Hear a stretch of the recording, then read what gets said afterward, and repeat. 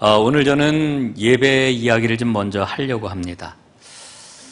여러분, 우리가 올해의 표어를 예수 잘 믿는 사람들, 전능교회 공동체라고 하는 이런 표어를 가지고 신앙생활을 하고 있는데, 예수 잘 믿는 사람의 기본이 뭐냐 하면은 예배를 잘 드리는 겁니다. 여러분, 예배는 우리 믿음의 집을 짓는 데 있어서 가장 중요한 기초라고 이야기를 할 수가 있습니다. 여러분, 한국교회 예배를 좀 일반적인 얘기를 좀 하겠습니다. 이 한국교회 예배를 뭐라고 표현을 하면 좋을까? 저는 이렇게 고민을 하다가 생각을 이렇게 정리를 해봤습니다. 잎이 떨어진 겨울 나무와 같다. 조금 좀 혹독한 표현 같지요? 그만큼 예배의 풍성함을 놓치고 있다는 그런 아쉬움이 있습니다. 어떻게 보면은 예배 자체가 율법적인 행위에 머물고 있는 것은 아닌가, 이런 생각도 듭니다. 한국교회의 예배를 엄밀하게 이야기하면은 집회적인 성격이 너무나 강합니다. 이 한국교회 예배가 집회적 성격이 강하다라고 하는 그 말의 의미가 뭐냐 하면은요, 여러분, 한국교회 예배는 철저하게 초점이 어디에 맞추어져 있습니까? 설교에 맞추어져 있습니다. 설교. 여러분, 그래서 모든 예배 순서는 설교를 준비하는 과정입니다. 설교가 끝난 다음에는 그 설교에 응답하는 걸로 우리는 예배 순서를 생각을 한다는 거지요. 여러분, 여기에 대해서 이렇게 말씀을 드리면은, 아니 그게 뭐 잘못된 거냐, 예배는 뭐니 해도 설교지, 뭐 이렇게 생각하는 분들이 계실 겁니다. 그런데 여러분, 한번 잘 생각을 해 보십시오. 하나님께서는 예배의 모든 순서를 통해 가지고 영광을 받으셔야 합니다. 그런데 우리가 설교를 중심에다 놓고 생각을 한다라고 하는 것은 이게 굉장히 인간 중심적인 사고가 될 수가 있다는 거지요. 여러분, 설교 그러면은 우리는 당연히 그 다음 말, 어떤 말과 연관을 짓습니까? 은혜라고 하는 말과 연관을 짓습니다. 은혜로웠어. 그 말씀이 너무너무 은혜로웠어. 이렇게 이야기를 해요. 여러분이 은혜 받았다라고 하는 말의 의미가 뭡니까? 내 마음에 만족함이 있다 그러면은 은혜 받았다고 합니다. 내게 깨달음이 있었다 그러면은 은혜 받았다고 이야기를 합니다. 여러분, 그런데 우리가 좀 더 깊이 이 말을 붙잡고 생각해 보면은 이 은혜라고 하는 말이 인간 중심적인 용어로 변질이 되어 있는 것을 보게 되는 거지요. 여러분, 기독교 역사가 2000년입니다. 기독교는 항상 예배 안에 복음을 담아 왔습니다. 예배 속에는 복음이 온전히 들어있는 거지요. 여러분, 오늘날 전 세계의 기독교인들이 드리고 있는 예배를 보게 되면 크게 4개의 흐름이 있는 것을 보게 되지요.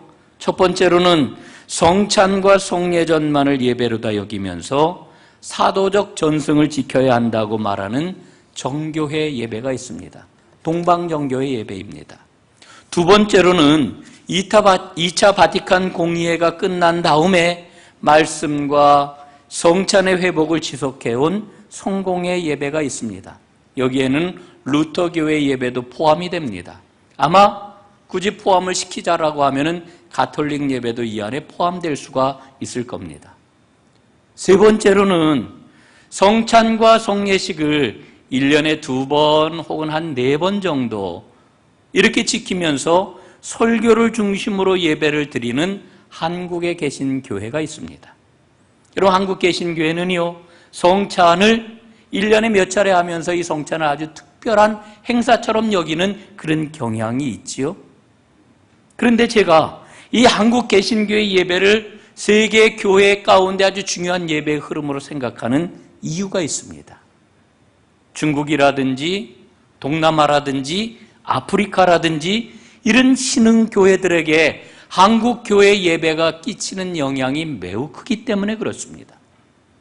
네 번째 예배의 흐름이 있는데 그것은 20세기 초 미국의 성령운동에서 비롯된 오순절 교회의 예배가 있습니다. 이 예배의 특징은 예배의 격식이나 절차나 순서나 이런 거에 대해서 별 중요하게 생각하지를 않습니다. 여러분, 내년이 2017년도가 종교개혁 500주년이 되는 해입니다. 여러분, 종교개혁을 500년 전에 했는데 우리가 반드시 기억을 해야 될 게 있어요. 여러분, 종교개혁은 예배에 있어서도 아주 놀라운 개혁을 이루어냈습니다. 여러분, 종교개혁을 이룬 이 개신교회들의 예배의 가장 중요한 특징이 뭔지 아십니까? 하나는 말씀을 복원한 겁니다. 중세교회는 말씀이 제대로 없었어요. 그래서 말씀의 기둥을 세웠고 또 하나는 성찬의 기둥을 단단하게 붙잡았습니다. 그래서 개신교의 예배의 전통은 말씀과 성찬이라고 하는 두 기둥을 온전하게 세웠던 것, 이게 바로 개신교의 예배, 개혁교의 예배인 것입니다. 그런데 안타깝게도 한국의 개신교회는 그런 역사적인 유산을 놓쳐버리고 말았습니다. 오늘 한국 개신교회를 한번 보십시오. 성찬을 중요하게 여기고 실제로 그렇게 예배를 드리는 교회들이 별로 많지 않습니다. 여러분, 왜 이렇게 되었을까요? 그 까닭을 알기 위해서는 미국 교회가 겪었던 18세기, 19세기 예배 상황을 좀 살펴봐야 됩니다. 이 대목에서 제가 꼭 얘기하는 게 무슨 강의하는 것 같은데, 여러분, 예배가 중요하기 때문에 오늘 제가 조금 좀 길게 말씀을 드려요. 1738년에 미국이 영국으로부터 독립을 합니다. 아주 엄청난 잠재력을 갖고 있던 미국은 독립을 한 이후에 어마어마하게 부흥하기 시작을 합니다. 영토가 엄청나게 넓어졌고요. 인구가 몇십 년 사이에 5배나 늘었습니다. 큰 번영을 이루게 된 것인데, 이렇게 번영이 일어나게 되자 미국 사회에 심각한 문제들이 생겨났습니다. 하나는 극심한 세속주의였고 또 하나는 도덕적인 타락이 온 사회를 뒤덮고 말았습니다. 이때 일어난 것이 바로 영적 대각성 운동입니다. 1차와 2차에 걸쳐서 영적 대각성 운동이 일어나게 되었는데, 우리가 주목을 해야 될 것은 2차 영적 대각성 운동입니다.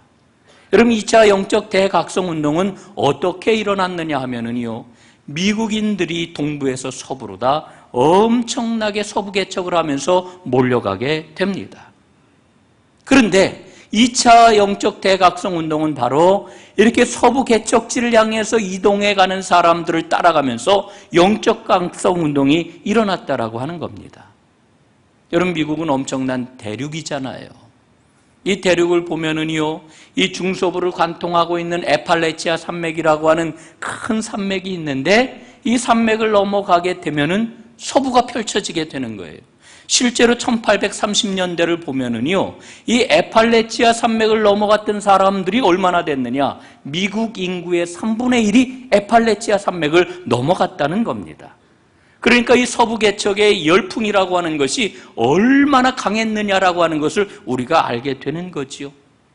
여러분, 복음주의자들이 이렇게 이동하는 사람들을 따라가면서 그들 가운데서 복음을 전하였고 예배를 드렸습니다.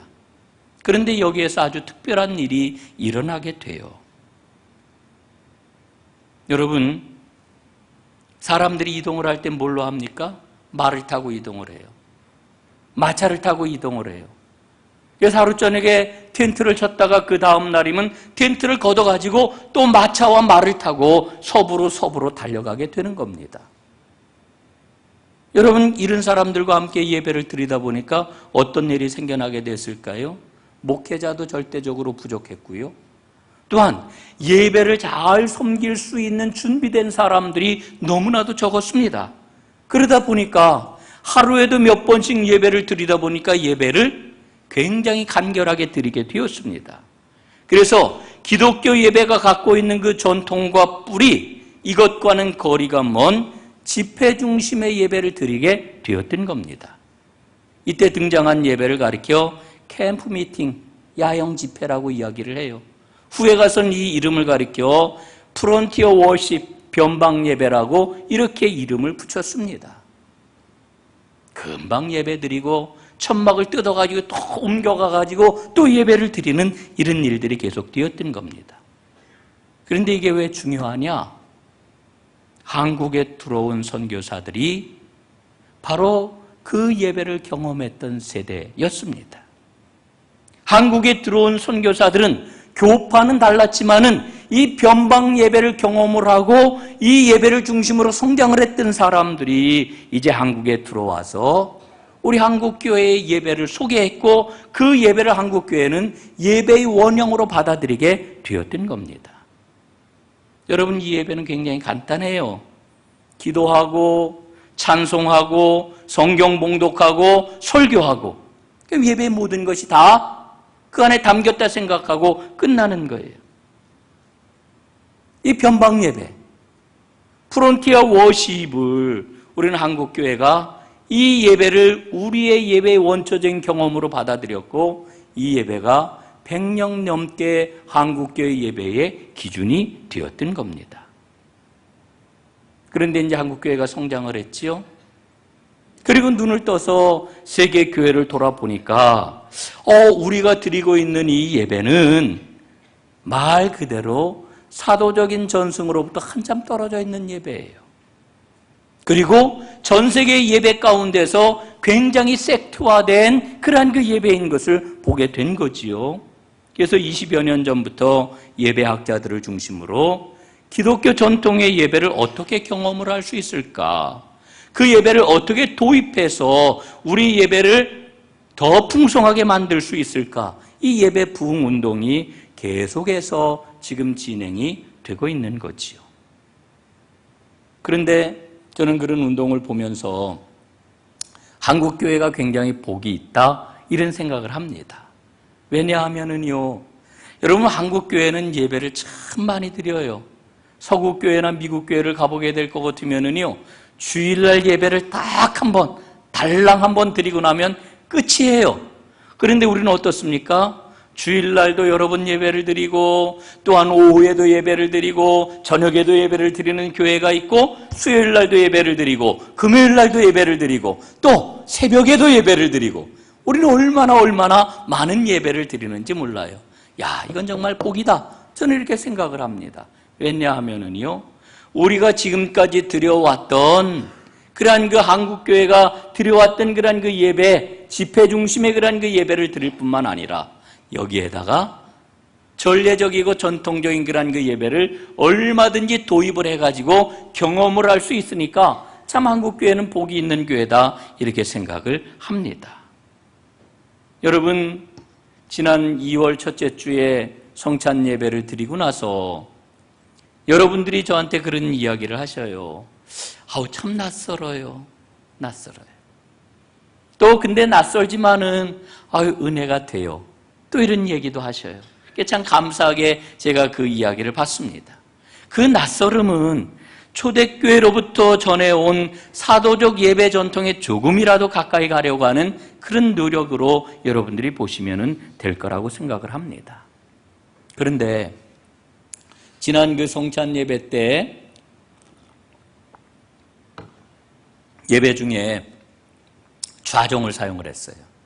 작년 그 사순절 기간 동안에 특별 새벽 기도회 때 이제 그 성찬을 하지 않았습니까? 그래 그때 좌종을 사용을 했기 때문에 올해는 이제 우리 주일 예배 때도 이제 좌종을 사용을 했지요. 이 좌종을 낯설어 하시는 분들이 굉장히 많아요. 정말 당연합니다. 여러분들이 낯설어 하는 게 너무너무 당연한 거예요. 그런데요, 여러분이 한국교회가 그 강단마다 뭐가 있느냐 하면은 종이 있잖아요, 여러분. 땡땡땡 치는 종. 예? 이 종.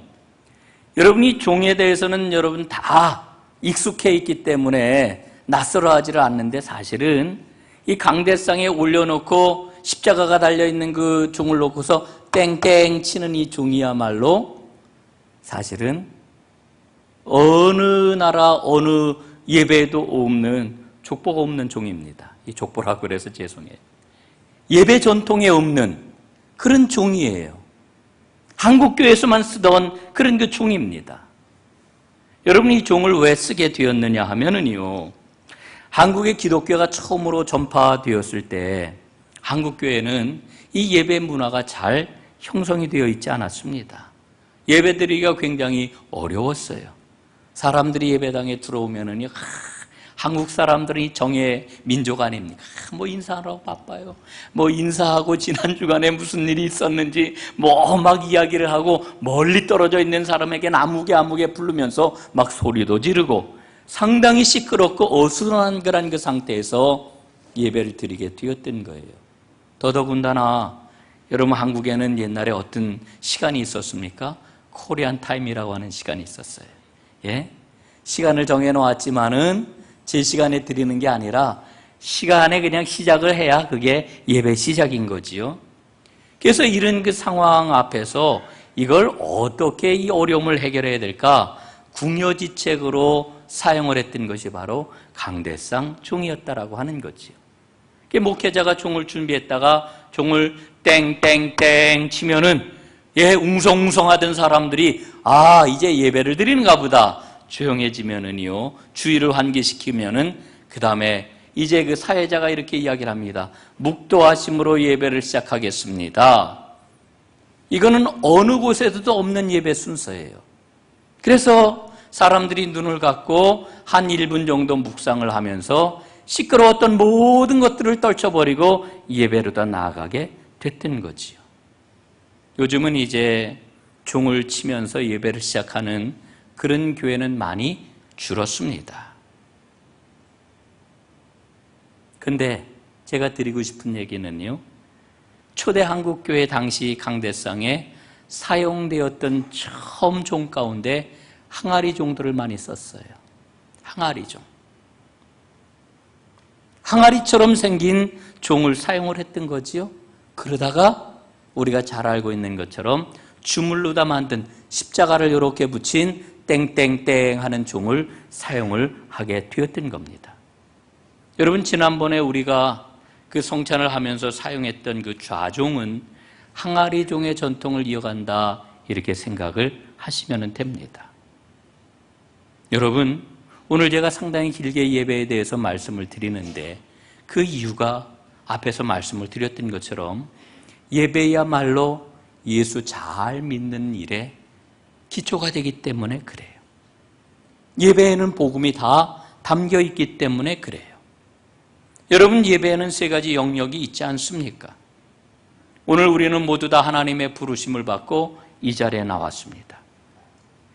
하나님의 부르심에 응답하는 것이 바로 예배입니다. 그래서 예배의 가장 중요한 첫 번째 요소가 뭐냐 하면은 부르심에 응답하는 예배예요. 부르심의 예배. 두 번째 요소가 있는데 그것은 하나님께서는 예배를 통해 가지고 우리를 하나님의 백성으로 세우시는 거예요. 하나님이 우리를 지금 세우고 계셔요. 하나님께서 우리를 세우시기 위해서 베풀어 주시는 은혜의 방편이 여러 가지가 있어요. 여러분, 대표적인 게 뭘까요? 설교입니다. 말씀을 통하여서 우리를 세워주시는 거지요. 또 있어요. 뭐가 있을까요? 성찬입니다. 예수 그리스도의 살과 예수 그리스도의 피를 받음으로 말미암아 우리를 하나님의 백성으로 세워주시는 거예요. 여러분, 또 뭐가 있을까요? 찬송을 통하여 우리를 세워주십니다.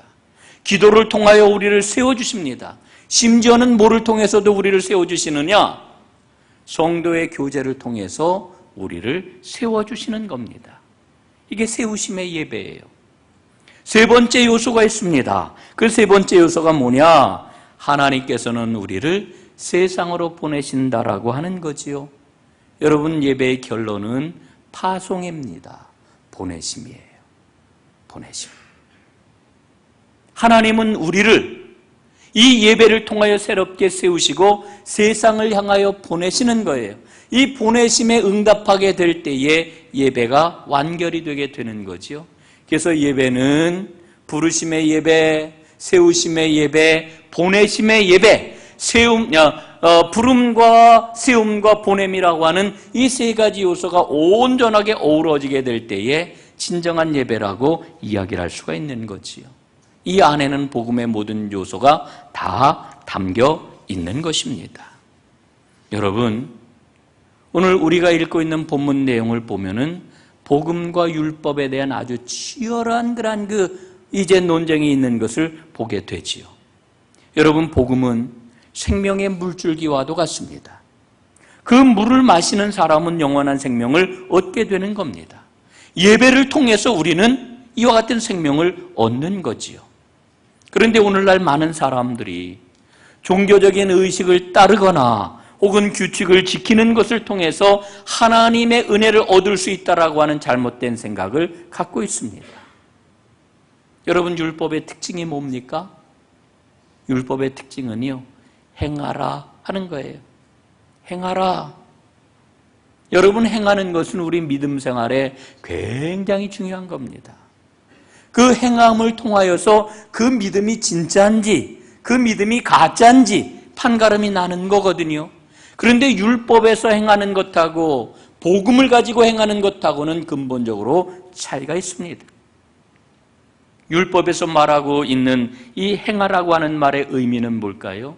이런 겁니다. 너 하나님께 인정받고 싶으냐? 그러면 행하라. 너 구원을 얻기를 원하느냐? 그러면 행하라. 여기에 심각한 문제가 있는 것입니다. 우리의 행함을 통해서 우리가 하나님께 인정받는 것 아닙니다. 우리의 행함을 통해 가지고 우리가 구원을 받는 것 아닙니다. 여러분이 율법의 반대편에 있는 것이 바로 은혜지요, 은혜. 여러분, 은혜는 믿음으로 받아들이는 것입니다. 요한복음 3장 26절에 보면은 우리에게 분명히 말씀을 해주셔요. 아들을 믿는 자에게는 영생이 있도다, 이렇게 말씀을 합니다. 여러분이 요한복음 말씀을 읽으면은요, 아주 흥미로운 그런 그 대치를 보게 돼요. 예수님이 이 땅에 오셨는데 예수님은 어떤 분이시냐? 예수님은 유대교를 대신하시는 분이시다. 유대교의 모든 의식과 율법을 새로운 생명의 관계로 대체해 주신 분, 이게 바로 예수님이다, 이렇게 우리에게 소개를 하고 있는 거지요. 어느 날 밤에 니고데모가 예수님을 찾아왔습니다. 예수님과 대화를 나누게 됩니다. 예수님이 결론적으로 니고데모에게 뭐라고 말씀을 합니까? 이렇게 말씀을 해요. 내가 진실로 진실로 내게 이르노니 사람이 물과 성령으로 거듭나지 아니하면 하나님 나라에 들어갈 수 없느니라. 거듭나지 않으면 하나님 나라에 들어갈 수가 없다고 분명히 말씀을 하셔요. 거듭나는 게 너무나 중요해요.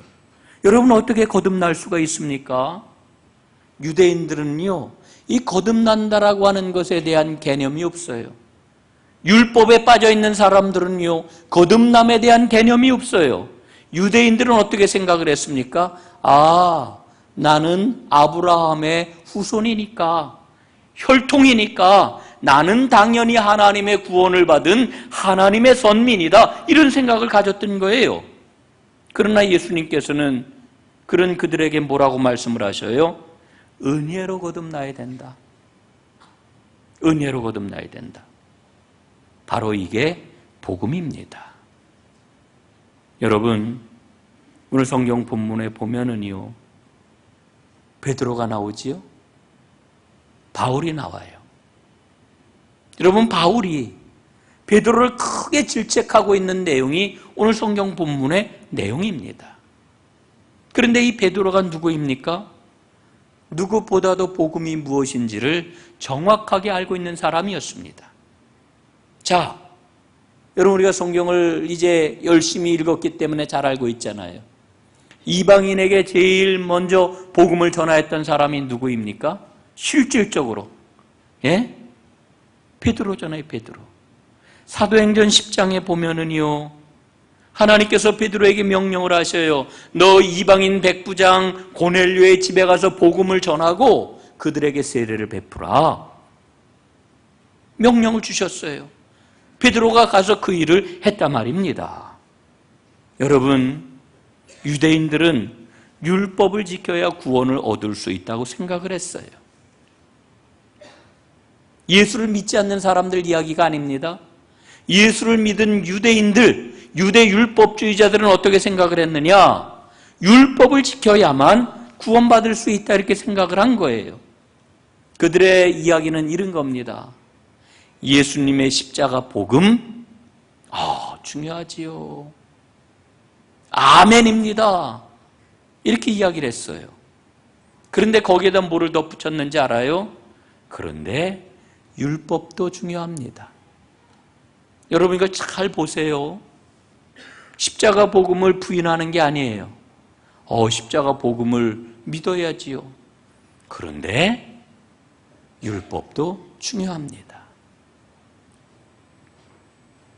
여러분 오늘 우리 믿음 정확하게 보여주고 있다고 저는 생각을 해요.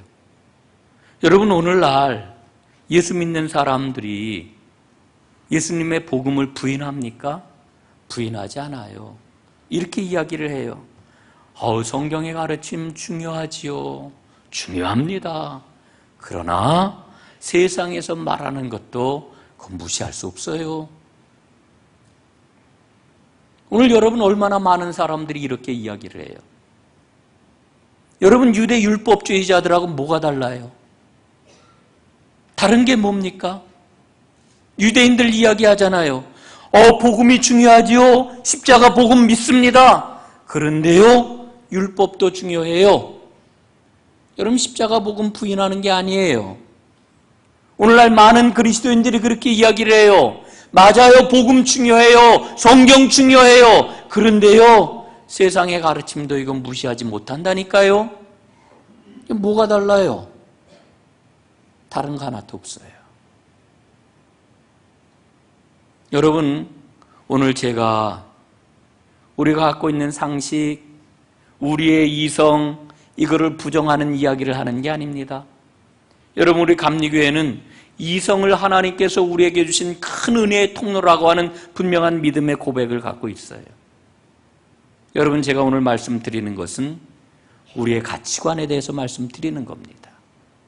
우리가 어떤 진리를 붙잡고 믿음 생활을 하고 있느냐, 이걸 말씀을 드리는 겁니다. 여러분, 베드로도 유대인이었어요. 그래서 다른 유대인들처럼 생각을 했어요. 당연히 구원받고 하나님 백성이 되는 길은 유대인들처럼 율법을 지키는 것이라고 생각을 했어요. 그런데 어느 날 하나님께서 기도하는 베드로에게 계시를 주신 거예요. 너 이방인 고넬료의 집으로 가거라. 복음을 전하거라. 그들에게 세례를 베풀거라. 그러면서 그 과정 중에 보여주신 환상이 있어요. 계시를 보여주셨는데 어떤 계시를 보여주셨습니까? 보재기 안에 유대인들 율법에 따르면은 절대로 먹어서는 안 되는 온갖 가지 부정한 짐승들을 그 안에 잔뜩 보여주신 거예요. 그리고는 베드로에게 말씀을 하셔요. 너 이거 잡아먹어라. 그랬더니 베드로가 뭐라고 그럽니까? 하나님, 그게 무슨 말씀이십니까? 그 더럽고 부정한 것을 잡아먹으라더니요. 저는 못 잡아먹습니다. 저는 못합니다. 하나님하고 씨름하잖아요. 그런데 하나님께서 뭐라 그러셔요? 내가 정한 것을 내가 부정하다고 하느냐? 그래서 결국은 베드로가 하나님의 말씀을 받아들이고 이방인 고넬료에게 가서 세례를 베풀었던 겁니다. 그리고 그들과 함께 식탁에서 함께 밥을 먹으면서 큰 기쁨과 즐거움을 누렸던 겁니다. 여러분, 지금 장면이 바뀌었어요. 시간이 흘렀어요. 그리고 베드로가 안디옥 교회에서 이방인 교인들과 함께 식탁에 둘러 앉아가지고 지금 밥을 먹고 있어요. 얼마나 그 자리가 화기애애하고 사랑스럽고 평화롭고 그런 자리였겠어요. 그런데 갑자기 베드로가 밥을 먹다 말고 벌떡 일어나서 도망을 가는 거예요. 여러분, 왜 도망갔습니까? 유대 율법주의자들이 온다라고 하는 이야기를 듣고 베드로가 지금 도망을 간 거예요. 왜 도망갔습니까? 율법주의자들이 두려웠기 때문에 그래요. 야, 율법주의자들이 와가지고 나한테 너 왜 이방인하고 함께 밥을 먹었느냐? 시비를 걸고 문제를 삼고 이러면 골치 아프고 막 이러니까 두려워가지고 그 자리를 떠서 자리를 옮겼다라고 하는 겁니다. 우리는 여기서 분명히 발견을 해요. 율법 아래 살게 될 때에는 두려움을 가질 수밖에 없구나. 여러분, 사람에게는 두려움이 있습니다. 여러분, 그러나 복음 가운데 살아가게 되면은 모든 두려움이 사라져요. 예수님은 말씀하시지 않았어요? 너희가 진리를 알지니 진리가 너희를 자유케 하리라. 여러분, 진리 안에 있으면 자유함을 누리는 겁니다. 그러나 베드로는 지금 혼미해졌어요. 그게 두려움을 갖는 거예요. 여러분, 베드로의 모습을 보면은 너무너무 마음이 아파요. 왜냐하면은 여러분, 사도행전에 보면은 초반에 이 베드로가 사장에서 복음을 전하다가 여러분 공회에 잡혀가지 않습니까? 그 공회에서 대제사장과 장로들이 뭐라 그래요? 너 다시는 예수의 복음을 전하지 말아라. 그때 베드로가 뭐라 그럽니까? 죽을지도 모르는 그러한 상황에서도 이렇게 이야기를 해요. 내가 사람을 두려워하랴? 하나님을 두려워하랴. 이거 얼마나 멋진 겁니까? 이렇게 용감무쌍했던 그런 그 사람이 지금 유대 율법주의자들이 두려워가지고 지금 도망을 갔단 말이에요. 예? 사랑하는 여러분, 율법은 우리에게 두려움을 줍니다. 그러나 복음은 우리에게 자유를 줍니다. 여러분, 율법이 여러분의 자유와 기쁨을 빼앗아가지 못하도록 믿음 가운데 든든하게 서는 여러분들 되시기를 간절히 바랍니다. 여러분, 오늘 본문에 보면은 이런 베드로를 향해서 지금 바울이 책망을 하잖아요. 사도 바울의 말은 이런 이야기입니다. 믿음으로 말미암은 구원을 전파하였던 당신이 이제는 율법으로 말미암은 구원을 전파하려고 합니까? 당신은 자신이 이전에 헐어버린 것을 다시 세우려고 합니까? 정신 차리시오. 이렇게 바울이 지금 베드로를 책망하고 있는 겁니다. 여러분 보십시오.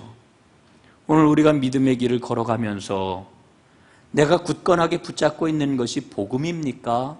아니면은 율법입니까? 서범석 시인이라고 하는 분이 이닦기 공부라고 하는 시를 썼어요. 아주 재밌습니다. 여러분에게 소개를 해드릴게요. 사는 게 고생이지 뭐 재밌을 게 있나요? 배우는 것도 끝이 없고 황당해서 참 이 나이에 이 닦기를 배우고 있어요. 이 닦는 방법이 틀려서 시린 거라고 치과 의사가 자세히 가르쳐 주더라고요. 어금니, 사랑니까지 요렇게 저렇게 닦으라고 실습을 시켜가면서 유치원생이 된 거지요. 칫솔 하나 들고 선생님 감독 아래 이 닦기를 배우는 53 나이의 천진함.